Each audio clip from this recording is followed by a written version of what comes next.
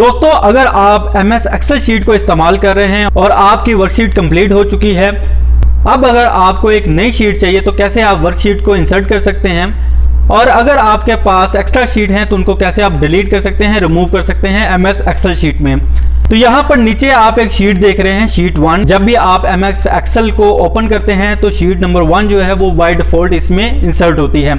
अब for example sheet 1 complete हो गई है और आपको एक नई शीट चाहिए, तो आप कैसे इंसर्ट कर सकते हैं, कैसे ऐड कर सकते हैं। सिंपल आपने इस शीट के ऊपर राइट क्लिक करना है, तो यहाँ पर आपको सबसे ऊपर इंसर्ट की ऑप्शन मिल जाएगी, आपने इस पर क्लिक करना है।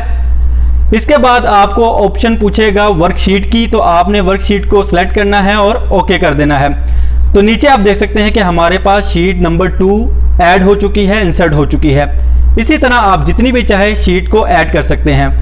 अब अगर आपके पास एक्स्ट्रा शीट है तो उसको आप डिलीट कैसे करेंगे, तो मैं इस शीट को डिलीट करूंगा, राइट क्लिक करूंगा इसके ऊपर और यहाँ पर डिलीट की ऑप्शन मिलेगी। तो इस डिलीट पे सिंपल मैं क्लिक करूंगा तो शीट नंबर 2 जो अभी हमने ऐड की थी, इंसर्ट की थी, वो डिलीट हो चुकी है। अब दोस्तों मैं आपको इसकी शॉर्ट की भी बता देता हूं।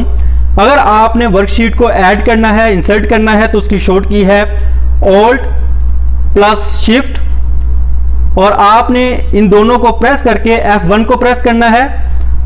तो आप नीचे देख सकते हैं कि हमारे पास शीट जो है वो ऐड हो रही हैं। जितनी मर्जी आप शीट इस तरह शॉर्ट की से ऐड कर सकते हैं।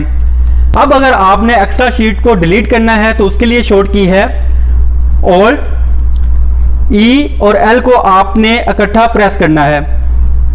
तो आप नीचे देख सकते हैं कि ये शीट जो है वो डिलीट हो रही हैं।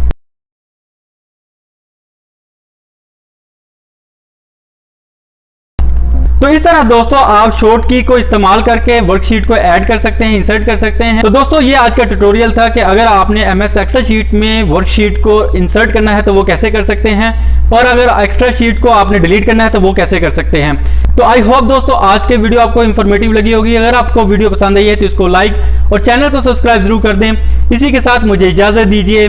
अल्लाह हाफिज।